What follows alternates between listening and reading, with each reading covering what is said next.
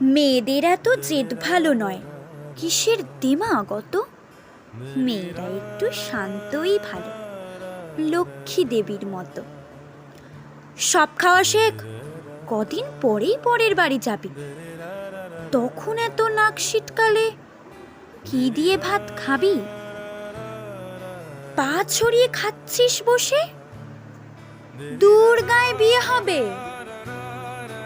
হিমা, তোর শ্যামলা যে রং, পাত্র পাওয়া যাবে?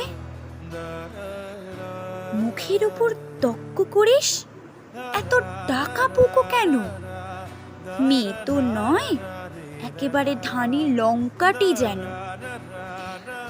এসব কথা আমরা মেয়েরা সকলেই থাকি শুনে, কেউ কম শুনি, কেউ বা বেশি, কেউ কয়েকটা হাতে গোনে।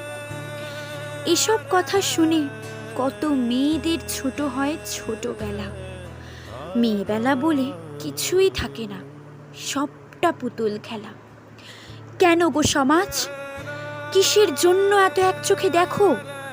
নারীরও সরল ছেলেবেলা থাকে, সেই সব হিসেব রাখো। কেন গো, মেয়েরা ডান পিঠে হলেই দৌড়ে দিয়ে রাখো তালা? তোমরা জানো না, দেবী নারায়ণী লক্ষ্মী ও চঞ্চলা? তোমরাই বলো, মা কালী নাকি আমিষে পরিতৃপ্তা।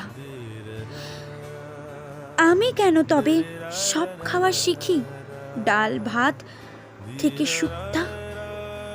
কেন পারবো না, কেন পারবো না তর্ক করতে? যদি সত্যি সঠিক জানি, তর্কশাস্ত্রে সরস্বতী স্বয়ং বিজয়িনী। ডাকাপুকো যদি না হতো দুর্গা, অসুর নিধন হতো। সাধারণ মেয়ে সাহসী হলেই ধানি লঙ্কার মতো। অনেক হয়েছে, অনেক হয়েছে, ছাড়ো হে সমাজ, এক চোখামিটা ছাড়ো। শিশুদের মাঝে লিঙ্গ না দেখে ওদের শিশুই বিচার করো। সময় এসেছে, সময় এসেছে, মেয়েদের পায়ের বেরি করে দাও খোলা। এরপর থেকে থাক নারীদেরও অবাধ্য মেয়েবেলা। ধন্যবাদ।